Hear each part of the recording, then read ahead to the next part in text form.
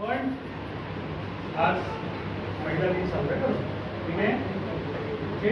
आंतरराष्ट्रीय महिला दिन माहिती ना ॲडव्हान्स असतो. तर आजच्या या दिवशी आपल्याकडे आपल्या शाळा जी आहे ही शाळा जी सर्व व्यवस्थित सुखदपणे चालते आहे. तर याच्यामध्ये महिलांचा वाटा सिंहाचा आमच्या गाडीचा म्हणजे आणि नाही आहे खरं. कारण बघा महिलांची संख्या जास्त की नाही आपल्याकडे 5 महिलांची संख्या आहे. आम्ही सोडलं तर आम्ही मी आणि सर आम्ही 2 म्हणजे मग खालीचा वाटा कोणाला झाला बरोबर. घरापासून सर्व या ठिकाणी केलं जातं. अतिशय उत्तम प्रकारे आपली शाळा चालते आणि म्हणून आजच्या दिवशी आपण सर्वच महिलांचा सन्मान केला पाहिजे. तर त्याचं एक प्रतीक म्हणून आपल्या ज्या शाळेतल्या शिक्षिका आहेत त्या चारही शिक्षिका भगिनी आहेत त्यांचा सत्कार या ठिकाणी त्या निमित्ताने छोटासा करायचा असं आम्ही ठरवलो. आणि म्हणून मी आता सुरुवातीला प्रथम सरांना म्हणजे शब्दसुमनांनी पहिल्यांदा स्वागत सर्वांचं करतो. आपण सर्व आमच्या आपल्या सगळ्या भगिनी महिला भगिनी आणि सहमंत्री सर्वांचं या ठिकाणी आम्ही निमित्ताने स्वागत करतो. आणि मी सुरुवातीलाच त्याप्रमाणे विनंती करतो की आपण महिलांपैकी पहिल्यांदा बोलणार असेल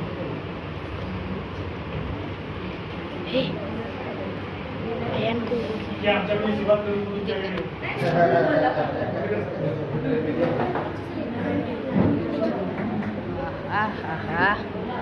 आदरणीय व्यासपीठावरील आपल्या शाळेचे सन्मान्य मुख्याध्यापक आणि आजचा हा कार्यक्रम आंतरराष्ट्रीय महिला दिन आपण साजरा करतोय. त्या कार्यक्रमाच्या मानकरी माझ्या सर्व महिला भगिनी विद्यार्थी मित्रांनो, ह्या जगाची जी निर्मिती आहे ही निर्मिती किंवा हे जग हे स्त्री शिवाय पूर्ण होत नाही. आणि म्हणून आपण पाहतो बघा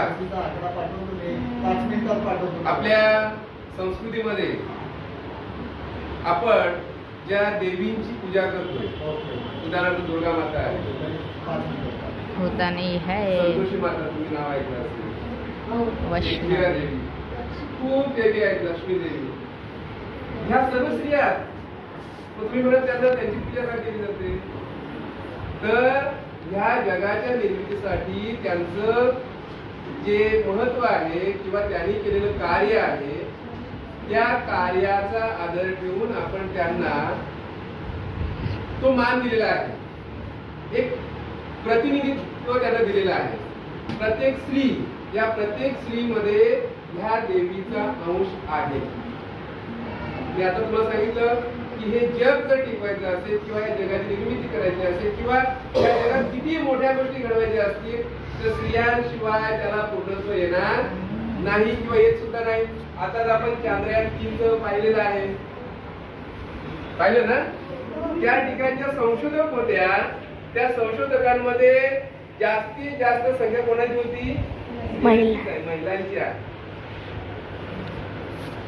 आता हे मला तुम्हाला सांगण्याची गरज अशी आहे की एवढ्या पात्रतेच्या आणि महान आणि गुणांनी संपन्न असणाऱ्या आपल्या स्त्रिया महिला तरी सुद्धा या पुरुष प्रधान संस्कृतीमध्ये आपण त्या महिलांना दुर्लक्षित ठेवत आहोत.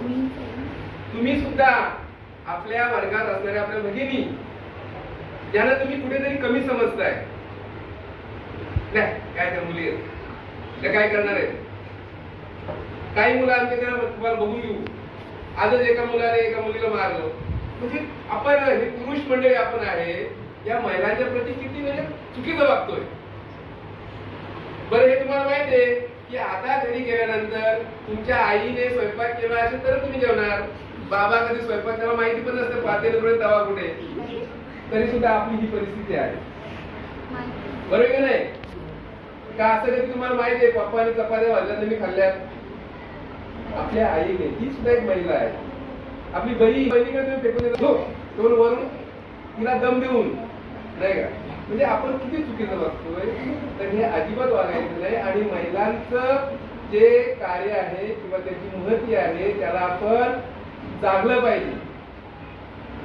आता बघा, आपल्या भारत देशाचा इतिहास घेतला तर झाशीची राणी एक महिलाच होती.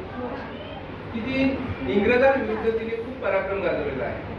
त्याच्यानंतर आपण पुढे आलो, सावित्रीबाई फुले महिलांच्या शिक्षणासाठीच घडलेल्या आहे. अजून पुढे आलो आपण, कल्पना चावला नावाची एक अंतराळवीर त्या अवकाशामध्ये गेलेल्या आहे बघा. तर असं हे महिलांचं कार्य आणि त्यांच्या त्या कार्याला आपण मान दिला पाहिजे. आणि तुम्ही आपण पुरुष मंडळी ते करत नाही म्हणून आता कायद्याने त्याच्यावर हे केलेलं आहे, स्त्री पुरुष समानता. म्हणजे जेवढं महत्व पुरुषांना आहे तेवढं स्त्रियांना सुद्धा आहे. मी काय जास्त बोलत नाही सर, आपलं बोलणार आहे.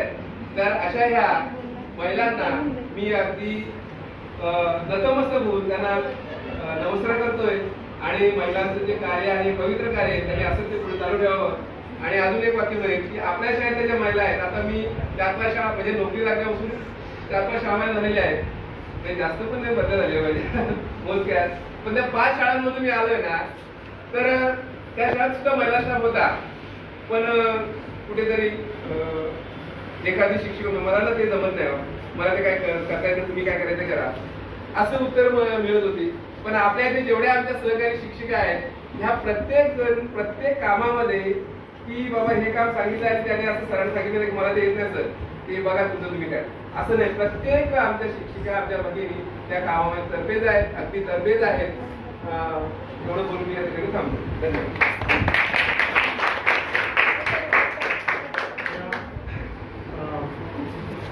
कार्यक्रमाच्या अध्यक्ष सर असल्यावर सर सगळे शेवटी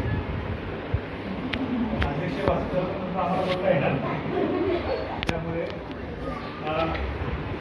मी आजच्या या महिला दिनाच्या कार्यक्रमानिमित्त सर्वच मी बसलेल्या मुली आहेत, तर सर्वांच्या आयुष्यामध्ये मुलांना विशेषतः एक कळलं पाहिजे, सर्व तुमचं आयुष्य एकदम सुंदर आहे.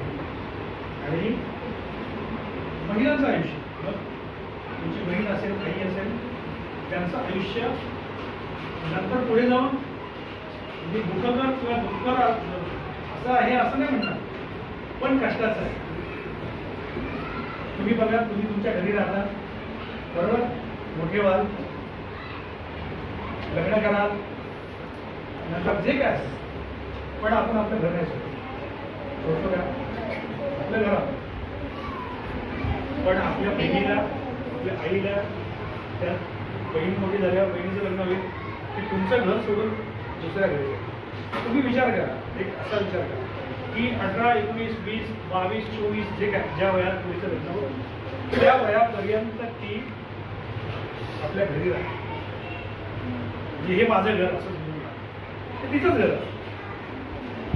लहानपणापासून तिच्या काही सवयी असतील, तिच्या काही समजा तिला काही तिचा स्वभाव असेल, हे सर्व आजूबाजूची सगळी माणसं सांभाळून, म्हणजे आई असेल, बहीण असेल, सगळे सांभाळून असतात, भाऊ. तिला ते सगळं सोडून पुन्हा नवीन सुरुवात वयाच्या 22व्या, 18व्या वर्षी, 20व्या वर्षी जे काय असेल त्या वर्षी लग्नानंतर पुन्हा सगळी नवीन सवयी लागायला लागते, नवीन घर असतं, नवीन माणसं असतात आणि ती माणसं सांभाळून घेणारी मस्त म्हणजे बऱ्याचदा काही काही आहेत, काही सासरं चांगली मिळतात, पण काही जे सासर आहे ते चांगलं मिळेलच असं सांगतात किंवा ते असतं, पण जसा स्वभाव बोलायला वेळ लागतो, तर नवीन घरात जाऊन सगळं पुन्हा सांभाळायचं आहे, नवीन जबाबदारी असते. तोपर्यंत आई सगळं करत असते, तिथे गेल्यानंतर आई भावं लागतं. दॅट इज मीन्स आई भावं लागतं, म्हणजे वेगळ्या अर्थाने नका म्हणून, म्हणजे मी असं नाही म्हणत की मूल झालं म्हणून आई, तसं नाही. आईची भूमिका पार पडायची, म्हणजे आई जशी जबाबदारी भूमिका पार पडते तशी भूमिका पार. मला ना या संदर्भात 3 कविता आठवतात. एक कविता मी तुम्हाला मुद्दामून तुमच्यासमोर ही कविता सांगतो. गदी मांडुरकरांची कविता. आणि प्रदीप माडगूळकरांची कविता नदीवर कविता आहे, पण नदी आणि महिलेच्या आयुष्यात किती साम्य आहे ते या कवितेतून तुम्हाला सांगतो. नदी सागरा मिळवता, नदी सागरा मिळवता पुन्हा येईना बाहेर, अशी शहाण्याची मन नाही नदीला बाहेर. काय सांगू रे बापा रे तुम्ही अंधाऱ्यांचेच हे, नदी माहेर अशी जाते म्हणून हिच जग चाले. आपण म्हणतो नदीला बाहेर नाही, कारण काय एकदा तिकडनं वाहत आली तरी सागराला मिळाली परत जात नाही. पण कवीने त्यांना आंधळ म्हटलेलं आहे. कसं पुढे सांगतो. सारे जीवन नदीचे घेतो पोटात सागर, सारे जीवन नदीचे घेतो पोटात सागर, तरी तिला आठवतो जन्म दिलेला डोंगर. डोंगराच्या मायेसाठी रूप वाफेचे घेऊन, डोंगराच्या मायेसाठी रूप वाफेचे घेऊन नदी तरंगत जाते पंख वाऱ्याचे देऊन. आईमुळे, कारण आईने सांगितलं होतं की मला तुझे पैसे नको आहेत, तू काय कमवशील मला 8वी नंतर 10वी नंतर ते मला नको, तू अभ्यास केलेला मला पाहिजे. मावशीने माझ्या पुढचं शिक्षण सगळं मावशीने, आणि म्हणून महिलांचं आपल्या आयुष्यात खरंच महिलांचं पहिल्यापासून सगळं आपल्या आयुष्यामध्ये असतं, खूप महत्व असतं. मला सांगावं असं वाटतं, तुम्ही जर मुक्ताईचं उदाहरण घेतलं, मुक्ताई माहिती का? ज्ञानेश्वराची बहीण मुक्ताई माहिती का? निवृत्ती, ज्ञानदेव, सोपान आणि मुक्ताबाई असे 4 भावंड. ज्ञानेश्वरांबद्दल सगळ्यांना माहिती आहे ना? ज्ञानेश्वरांचे सगळ्यात मोठे बंधू निवृत्ती, नंतर छोटे सोपान आणि सगळ्यात मोठी मुक्ताबाई. पण या मुक्ताबाईने सुद्धा बघा प्रत्येकाच्या आयुष्यामध्ये बहिणीच्या रूपाने मुक्ताबाई, कारण या मुक्ताबाईने सुद्धा पूर्ण ज्ञानेश्वरीने सगळं जग अजूनही ते 700 वर्षानंतर आज सुद्धा आम्ही त्याचे अर्थ लावण्याचा प्रयत्न करतो. आणि असा ज्ञानाचा महामेरू असलेला हा ज्ञानियांचा राजा, तो सुद्धा एका वेळी असा रडला आणि ताटी लावून बसला. कारण सगळ्या जगाने उभं ज्ञानदेव, बहिणाबाईची कविता आहे, उभं झाले ज्ञानदेव पडे असंगाशी संग. मग बोले मुक्ताई, बोले ताटीची आपण, आणि मग ते बसले. कारण सगळं जग म्हणतं अरे संन्याशाची पूर्ण तुम्ही बोलत गेली नाही, टाकी दिलेलं पोरांचं कधी पूर्ण पाहू नये. त्यांचे संन्याशाची पूर्ण म्हणून त्यांना हिनवायचे, तुमच्या वडील संन्याशी होऊन आणि मुलांना जन्म दिला, तुम्ही सगळे टाकून दिलेले आहात वगैरे. खूप त्यांना खूप कंटाळा, खूप जगाचा सगळ्या पीठ आला. त्यांनी आपल्या बुद्धीचं ज्ञान दार लावून घेतलं, सांगितलं यानंतर मला जगाचं तोंड बघायचं नाही. पण मुक्ताई सगळ्यात छोटी बहीण गेली आणि त्यांनी ज्ञानेश्वरांना दार उघडण्यासाठी जे अभंग गायले झाला असतात ताटीचे, तर ते ताटीचे अभंग गाऊन आपल्यापेक्षा मोठ्या भावाला सुद्धा त्यांनी समजावून सांगितलं. आणि हे कार्य प्रत्येक ठिकाणी ही प्रत्येक बहीण करत. आणि मुलं आणि मुलींमध्ये ना एक फरक सर महत्वाचा असतो की मुली लहानपणीच जाणते असतात, त्यांना लहानपणीच थोडंसं व्यवहार ज्ञान असतं, मुलांना थोडंसं व्यवहार ज्ञान कमी असतं, ते नंतर थोडं मोठं झाल्यावर. पण मुलींना ना लहानपणापासून व्यवहार ज्ञान असतं, आणि त्यांनी ते सर्व साधारण होण्याचं काम हे करते. तुम्ही पाहिलं असेल खूप मोठ्या आवाजात आपण किंवा आम्ही जगात, म्हणजे पुरुष असेल, कोणी पुरुष असेल, जगामध्ये खूप काय जे काही यश असेल ते संपादन करून आमचं यश कोणाला तरी सांगण्यासाठी आम्हाला एक तर पाहिजे असते आई, किंवा पाहिजे असते सहचारिणीच्या रूपाने पत्नी, किंवा पाहिजे असते बहीण. यांच्याजवळ जेव्हा आमचं यश आम्ही सांगतो आणि जेव्हा त्यांना ते पटतं तेव्हा आम्हाला आमचं समाधान मिळतं. या आजच्या आमच्या आंतरराष्ट्रीय महिला दिनाच्या निमित्ताने इथे सुद्धा आम्ही जेव्हा आता शब्द सुरू आणि पुन्हा एकदा त्यांचं अभिनंदन करतो की तुमच्यामुळे आमचं सगळं आयुष्य, महिलांमुळे आमचं सगळं पुरुषांचं आयुष्य हे भरलेलं आहे.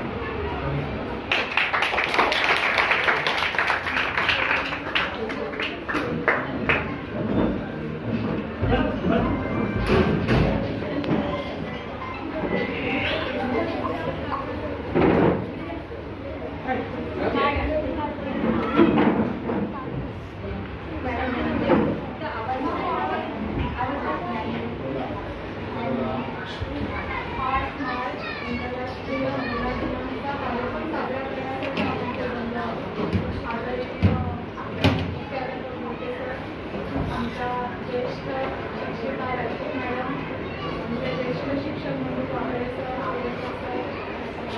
आणि माझ्या सगळ्या शिक्षक भगिनी, सगळ्यांना नमस्कार. आणि विद्यार्थी मित्र मैत्रिणींनो सगळ्यांना नमस्कार.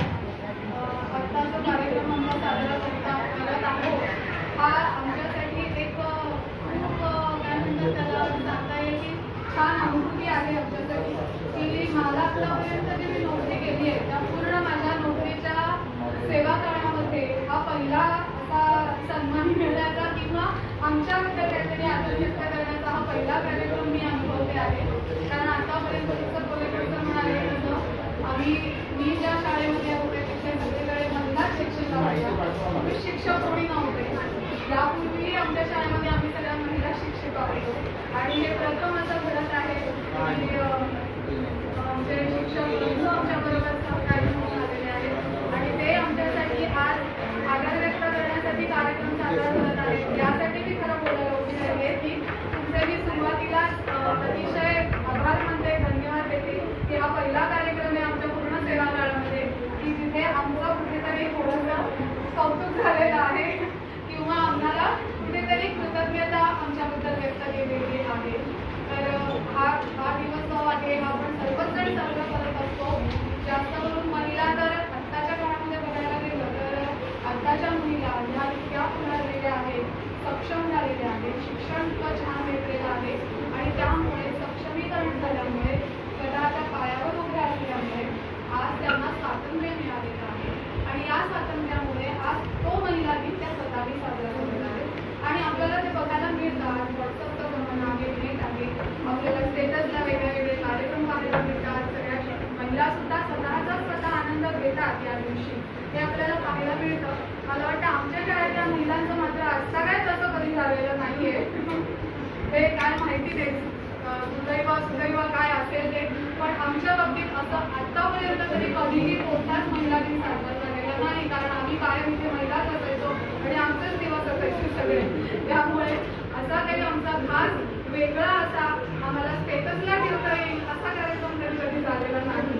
किंबहुना घरी सुद्धा आमच्या कधी झाला नाही. कारण आपण जसं स्वतःच्या पायावर उभं राहतो, सक्षमीकरण आपल्या जेव्हा होतं त्यावेळेला फक्त आपल्याला नोकरीच्या ठिकाणच्या जबाबदाऱ्या पार पाडाव्या लागतात असं नाही. त्याचबरोबर आपल्याला घरच्याही जबाबदाऱ्या पार पाडायच्या असतात आणि एक कुटुंब आणि एक नोकरीचं क्षेत्र या दोन्ही ठिकाणी आपल्याला सारखीच वागणूक देऊन किंवा सारख्याच पद्धतीने दोन्ही पायांवर पाय ठेवून आपल्याला ते आपला गाडा संसाराला पुढे न्यायचा असतो.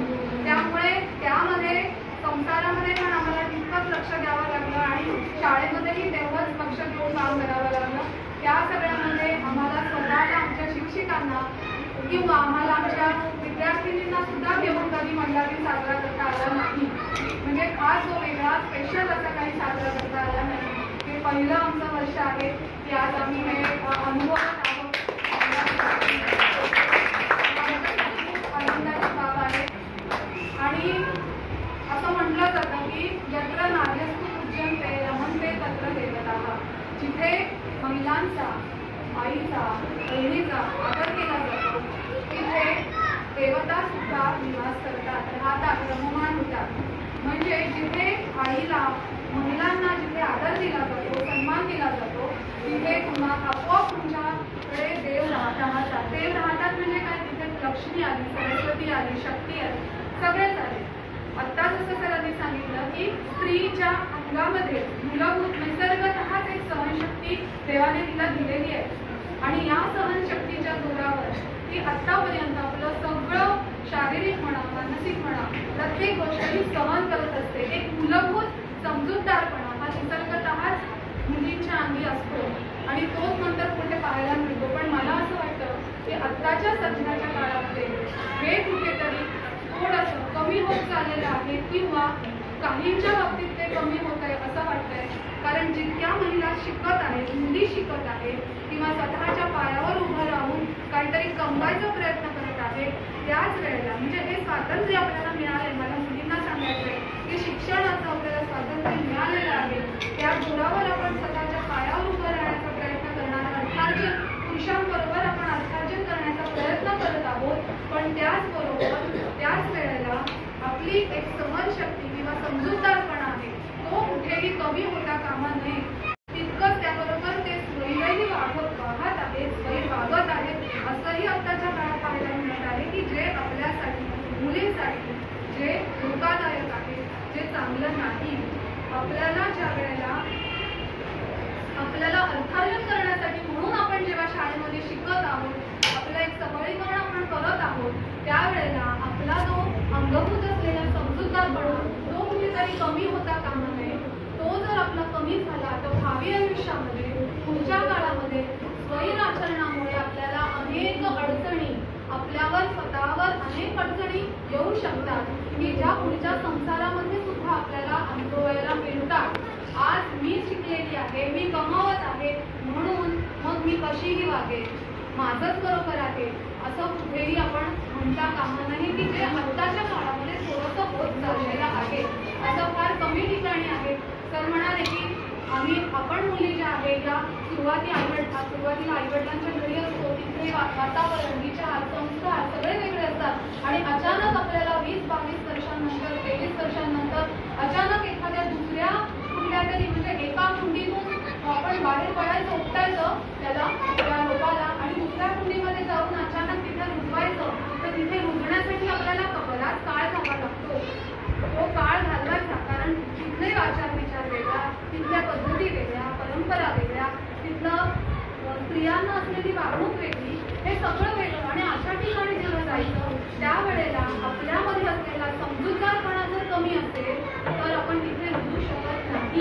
आपल्याला तिथे रुजण्यासाठी, त्या संसारामध्ये आपल्याला रममाण होण्यासाठी आपल्या अंगामध्ये सुद्धा तेवढाच समजूतदारपणा असणं गरजेचं आहे. तर ते उपलब्ध, कारण सर म्हणाले की काहींना मिळतं चांगलं वातावरण, काहींना नाही मिळत.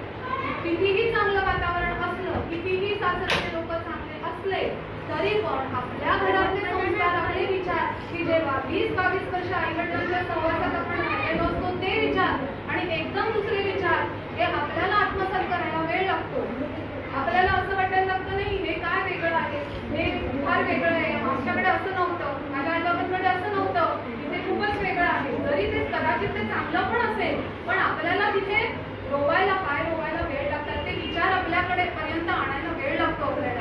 त्यावेळेला आपल्याला आपला समजूतदारपणा असणं गरजेचं आहे. नाहीतर मग आत्ताच्या काळात घटस्फोटाचं प्रमाण फार आढळते. मी आत्ता हे मुलींना का सांगते की कारण आत्ताच्या तुम्ही मुलीच पुढे भविष्यामध्ये एक महिला होणार आहात, एक आई, माता, स्त्री पुढे होणार आहात आणि वेगवेगळी रूपं आपल्याला पुढे पार पाडायची आहेत. जसं श्रीमंतांमध्ये असं पाहायला मिळतं तसं गरिबांमध्ये सुद्धा आपल्याला असं बघायला मिळतंय की मुली सर्रास काहीतरी कारणाने घरी निघून परत येतात. का तर मला नाही तिथे वाटत आहे, मला आवडत नाहीये, अशा कारणाने बऱ्याच मुली सुद्धा आत्ताच्या काळामध्ये प्रत्येक क्षेत्रात, प्रत्येक स्तरावर आपल्याला म्हणजे फक्त श्रीमंत आणि मध्यमवर्गीयच नाही तर गरीब मुली पण हल्ली मला नाही पटत विचार, ते घर वेगळं आहे असं म्हणून वेगळ्या होताना दिसत आहेत. का असं होतंय? कारण त्या सक्षम झाल्या, स्वतःच्या पायावर उभ्या राहिल्या. म्हणून जर आपण स्वतःच्या पायावर उभं नसतो, अर्थार्जन केलं नसतं, नोकरी नसती तर आपण हे म्हणू शकलो असतो का नाही.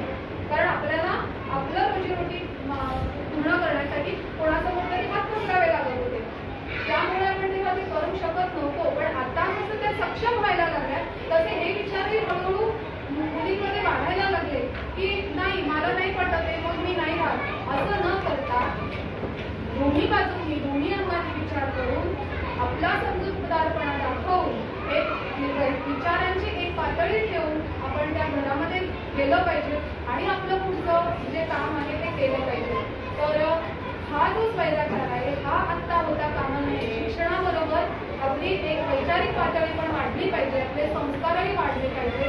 फक्त आम्ही शिकलो, आम्ही आता नोकरी करतोय म्हणून आम्ही आता काहीही करू शकतो ही भावना न करता एक आपले आईवडील, आपल्या आईवडिलांचं घर, आपलं कुटुंब आणि आपण ज्या ठिकाणी जाणार आहोत तिथलं कुटुंब या सगळ्याचा विचार करून आपण पुढे वागलं पाहिजे.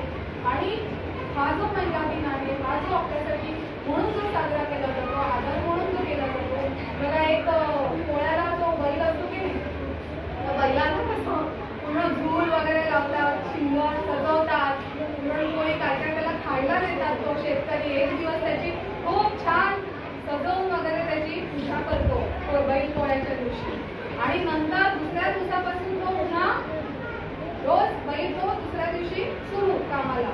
तसं एक म्हणजे असे हे 2 मतप्रवाह होऊ शकतात महिला दिनाच्या बाबतीमध्ये की पूर्ण रोज आपल्याला झोपायचंच आहे, आपल्याला रंधा उष्टी करणं कधी संपणार नाहीये, घरी करावंच लागणार आहे. भले आपण ते कोणाच्या तरी माध्यमातून एखाद्या वेळेला बाई लावून ते पूर्ण करू, पण आपल्याला तिथे लक्ष घालायचं आहे. आणि आपल्या कार्यक्षेत्रामध्ये पण आपल्याला उंची गाठायची आहे, आपल्याला तिथेही आपल्याला पुढे जायचं आहे, व्यावसायिक क्षेत्रातही आपल्याला पुढे जायचं आहे.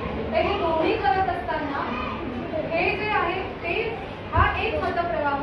आणि दुसरा एक की जो मी आज घेतलाय की बैल पोळ्याला जरी त्याला सजवलं असलं तरी ती एक कृतज्ञता आहे त्या बैलाबद्दलची, ही मी हा दुसरा मतप्रवाह मी या आजच्या आंतरराष्ट्रीय महिला दिनाच्या बाबतीत घेते की रोजचं काम तर आपल्याला करायचंच आहे, ते काही चुकलेलं नाहीये. आणि आज असं नाहीये, असं म्हणत नाही की फक्त महिलांनाच करावं लागतं. आज असे कितीतरी पुरुष आहेत की जे घरामध्ये महिलांच्या बरोबरीने काम करत आहेत, किंबहुना अधिक काम करत आहेत.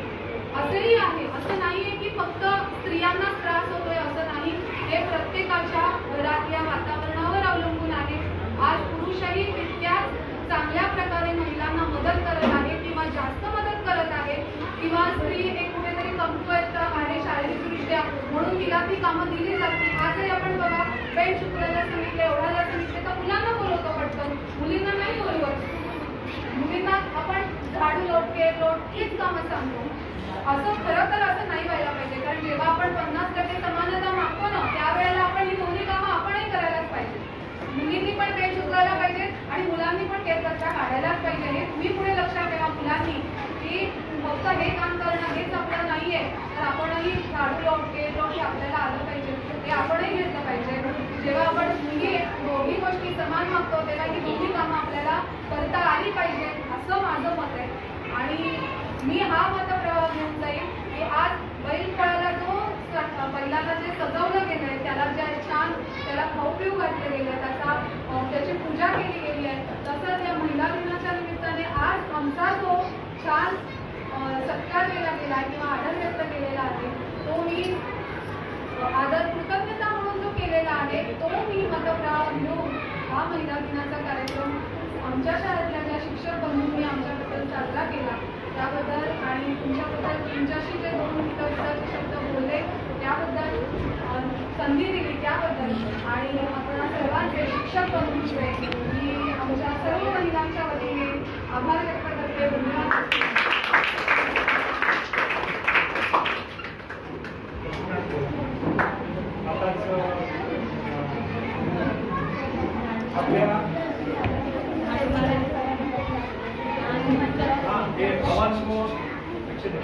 थोडंसं वेळ एक 10 मिनिट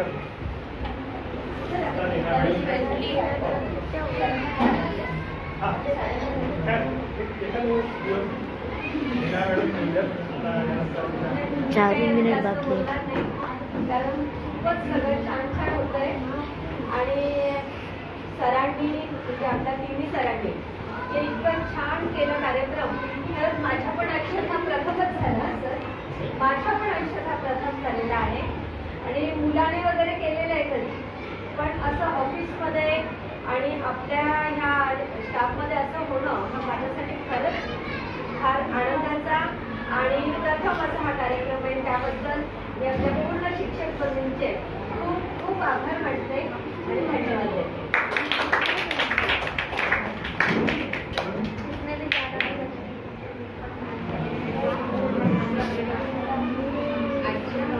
कार्यक्रमासाठी उपस्थित आपल्या शाळेचे मुख्याध्यापक माननीय सर,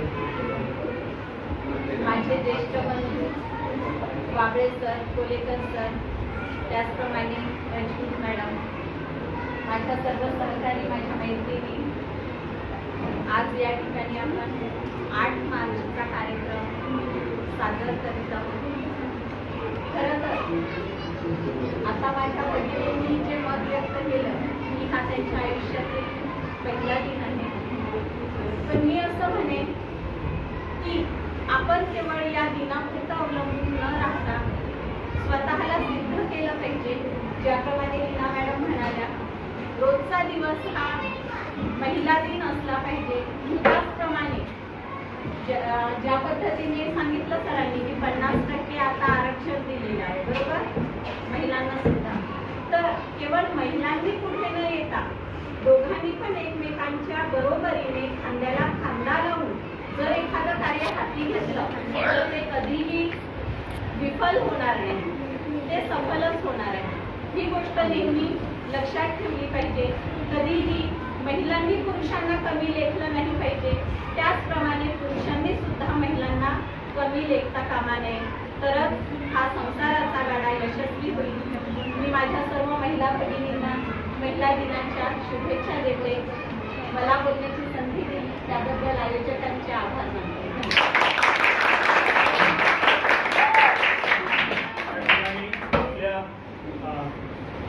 महिलांनी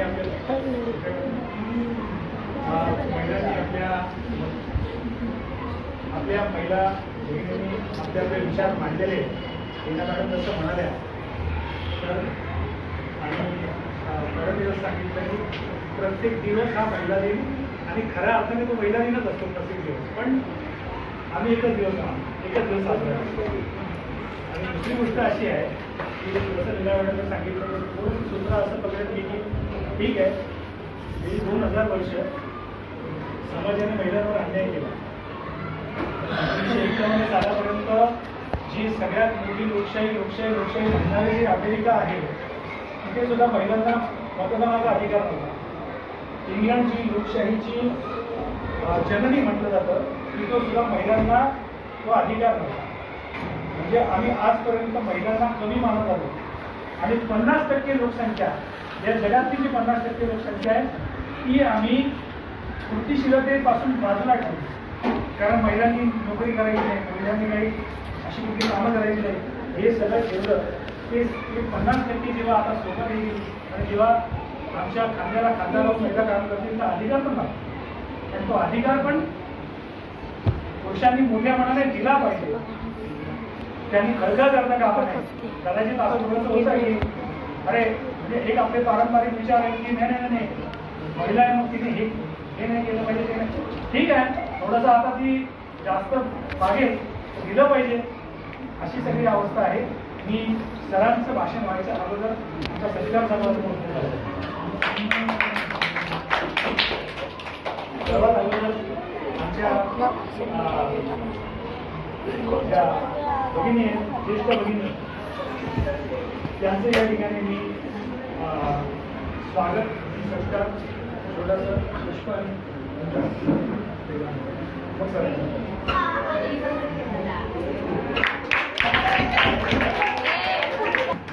त्यातून आवाज नाही, फक्त टाळ्यांचाच आवाज आला पाहिजे. यानंतर आमच्या भगिनी वनिताताई यांचं या ठिकाणी माझ्या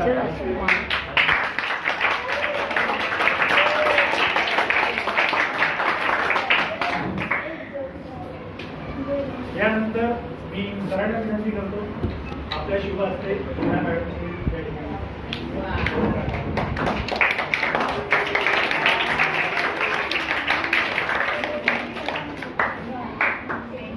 त्याचबरोबर आमचे सुप्रिया मॅडम,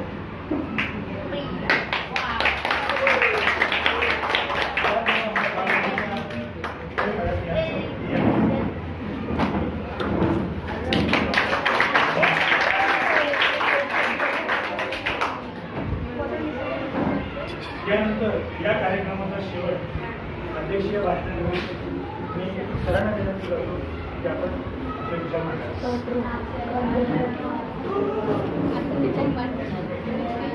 नमस्कार.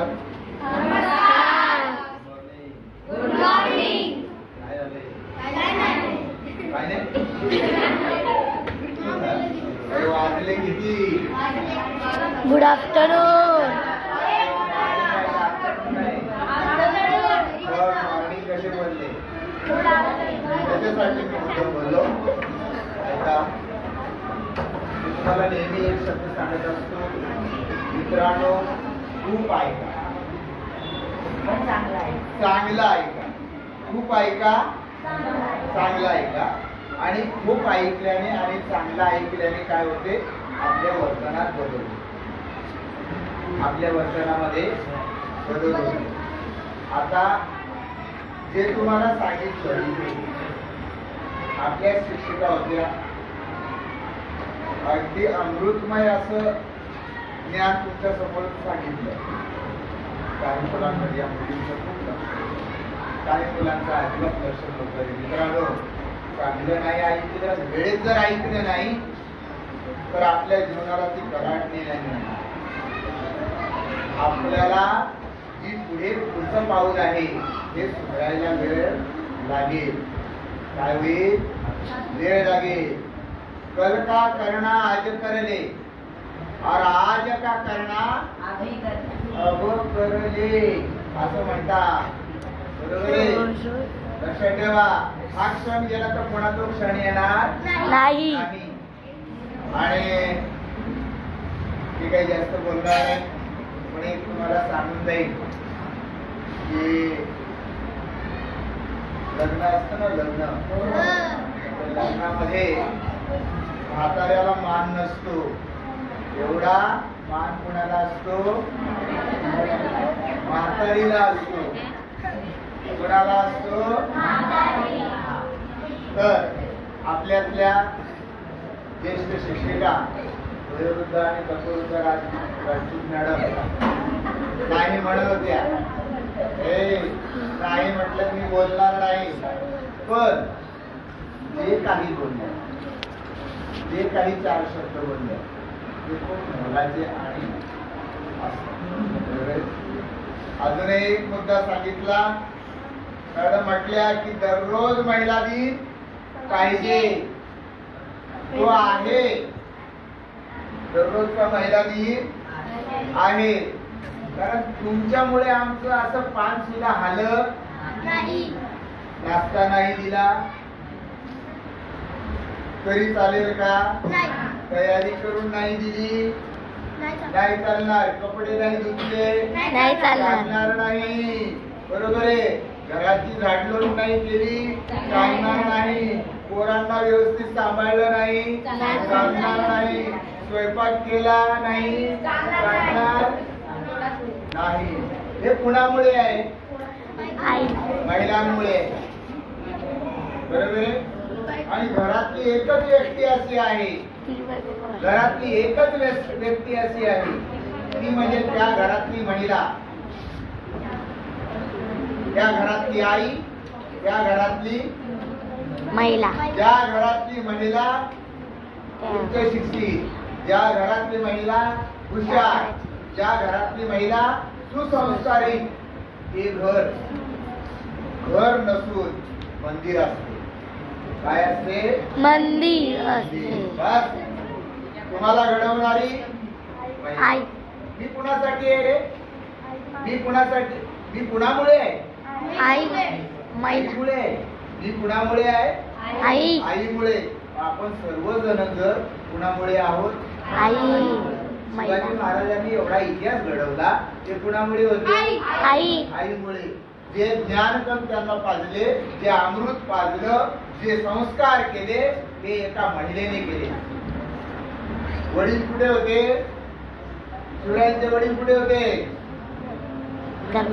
अरे परक्या शत्रूकडे काय करत होते? नोकरी करत होते, सरदारकी करत होते. माहितीये? बरोबर आहे? मग त्यांना वेळ होता का हे सर्व संस्कार आणि हा महाराष्ट्र लढवण्यासाठी? त्यांच्या वडिलांकडे वेळ होता का? नाही. ते एका आजच्या आपल्या देशाच्या राष्ट्रपती आहेत. कोण आहेत? महिला आहेत. काय नाव आहे त्यांचं? द्रौपदी. बरोबर आहे? एक महिला आहे. सर्वात मोठं स्थान ज्यांचं आहे ही महिला आहे.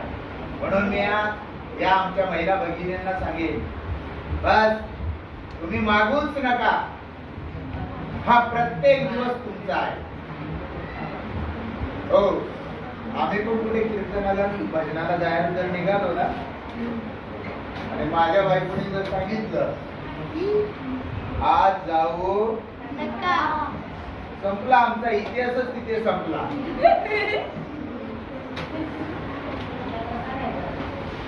का? या शब्दामध्ये काय? या शब्दामध्ये काय आहे? ताकद आहे. त्या शब्दामध्ये वजन आहे. चालूच शकत नाही त्याच्यामुळे. तुमच्यामुळे कुणाचंच चालू शकत नाही. आणि जर पुरुषांनी म्हटलं की आमच्यामुळे चालतंय तर हे बंद पडेल. हे सगळं जग काय होईल? बंद पडेल. बंद पडायला वेळ लागणार. देवांचा देव कोण रे? महादेव. बरोबर आहे. आणि या विश्वाची निर्मिती कोणी केली? ब्रह्मदेवाने. बरोबर. सगळी विश्व निर्मिती कोणा केली? ब्रह्मदेवाने. बर, ब्रह्मदेवाने त्यावेळेला विश्वाची निर्मिती केली असेल, पण आज विश्वाची निर्मिती करणारी कोण आहे? महिला आहे. कळते ना तुम्हाला? कळते ना? मग मला एकच म्हणायचे, हे जग जर तुमच्यामुळे चालतंय ना, हे जग जर तुमच्यामुळे चालतंय ना, बरोबर आहे, तर मी असं हल्लेलं चालेल का? नाही. मला या जगासाठी आता सरांनी खूप सुंदर हे दिलं, उदाहरण दिलं, माऊलींचं उदाहरण दिलं. आता विश्वात्मकी देवी येणे वाजेतने तोषावे तोषोडी पद द्यावे बसायला नाही. ज्या जगाने त्यांना माती टाकली, त्यांच्या अन्नात माती टाकली, त्यांना काय म्हटलं? संन्यासाची पोरं म्हटले. त्यांनी मागणं काय मागितलं? काय मागणं मागितलं? हिंदू धर्मासाठी मागितलं, मुस्लिमांसाठी मागितलं, ख्रिश्चनांसाठी मागितलंय, बौद्धांसाठी मागितलंय. कुणासाठी मागणं मागितलं? कुणासाठी नाही, सगळे. आता पूर्ण विश्वासाठी मागणं मागितलं.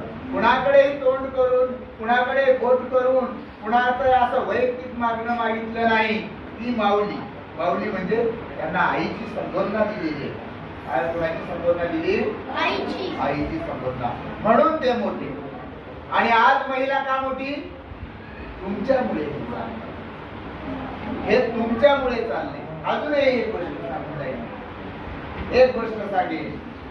बस ज्याच्याकडे नकार नसतो ती आमची महिला.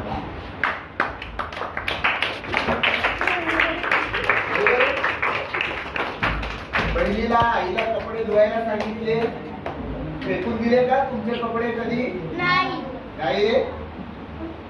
माझ्या भावाने, माझ्या मुलांनी कपडे धुवायला सांगितले, रात्रीचा 1 जरी वाजला तरी ती बेचारी 4 वेळा कपडे धुतो, खराब करतो. बरोबर आहे. असं तुम्हाला रागले, पण कपडे धुवून दिल्याशिवाय राहणार ती महिला. अरे तिच्याजवळ नकारच नाही. बस मूल जर त्या उन्हात जर खेळत असेल ना, त्या उन्हात खेळणार मूल, अरे इकडे सावलीत येऊन मर. काय म्हणजे? इकडे येऊन सावलीत मर. तुमच्या देशाने बोलते ती, पण त्याच्या मागे तिचा काय असतो? हित आणि प्रेम असतात. त्याच्या मागे हित आणि प्रेम असतं. का? माझ्या मुलाला त्या उन्हाचा त्रास होऊ नये, त्यांनी काय करावं? सावली खेळावं. हा त्याच्या मागचा उदात्त असा हेतू असतो. म्हणून महिला. लक्षात येते का? मग आज महिलेने, मॅडम बोलल्या, मुलींनो लक्षात ठेवा, खूप मोलाचं असं तुम्हाला त्यांनी हॅमरिंग केले. आणि ते हॅमरिंग कित्येकांच्या कानातून मेंदूपर्यंत गेलं आणि कित्येकाने ते साठवून ठेवलं. याला जास्त महत्व आहे. माझ्या शिक्षिका काय म्हणत होत्या, या 12वीच्या शाळेत आणि कोणत्या दिवस, आणि त्यांनी काय उपदेश केला? बस दादा, तू विश्वाची निर्मिती करायला निघाला, तुला विश्व घडवायचं आहे, आणि तू विश्वाला उपदेश करणारा तू दार लावून आतमध्ये बसलास? कुणी सांगितलं रे? हा?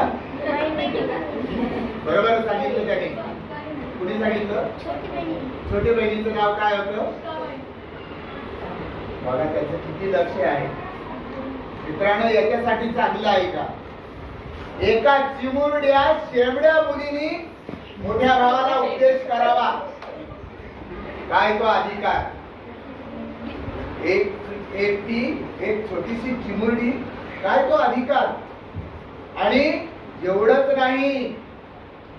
नाही दरडावून सांगितलंय, दादा दार उघड, दादा दार उघड. पहिल्यांदा हात जोडून विनवण्या केल्या, पण नंतर काय केलं? बस तुझा अधिकार संपून जाईल.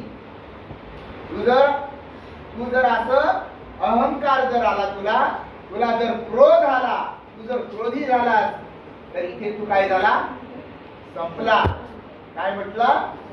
अरे एका चिमुरडीने तिला उपदेश करा मोठ्या भावाला, आणि तो ज्ञानाची काय म्हणतात, ज्ञान कुणाकडे मागायला जावं तर ज्ञानेश्वरांकडे मागायला जावं. एवढा ज्ञानी पुरुष होता तो. ती त्यांनी लिहिलेली ज्ञानेश्वरी अमेरिकेतले लोक डोक्यावर घेऊन नाचतात, एवढं ज्ञान आहे. आज आपल्या विज्ञानातले प्रयोग जेवढे आपण ज्या संशोधकांनी नावं दिली, ते विज्ञानाचे प्रयोग 650 वर्षापूर्वी त्या ज्ञानेश्वरीमध्ये लिहून ठेवलेले त्यांनी. म्हणजे किती ज्ञानी आहे. त्याला उपदेश एका छोट्या चिमुरडीने करावा. ती कोण होती? महिला होती मित्रांनो, महिला होती. महिला म्हणजे महिलेमध्ये काय ताकद आहे. आज या बसलेल्या ज्या आमच्या भगिनी आहेत, खूप काही बोलावंसं वाटते मला, खूप काही बोलावंसं वाटते, पण आपल्याकडे वेळ कमी आहे. आणि दुसरी गोष्ट, 10 किलोचं वजन नेतो आपण, 10 किलोचं. इथे 20 किलो दिलं तुम्हाला तर चालेल का? मी जास्त बोललेलं पण तुम्हाला उचणार नाही. पण लक्षात ठेवा, जे काही सांगितलं ते घेऊन जा. बरोबर आहे? तुमचा सर्वांचा पुन्हा एकदा सांगतो की महिलांचा हा दररोजचा मान आहे, स्वाभिमान आहे, आणि तो त्यांनी काय केला पाहिजे? टिकवून ठेवला पाहिजे. बरोबर आहे? या विश्वाला सांभाळलं पाहिजे. धन्यवाद. या ठिकाणी मला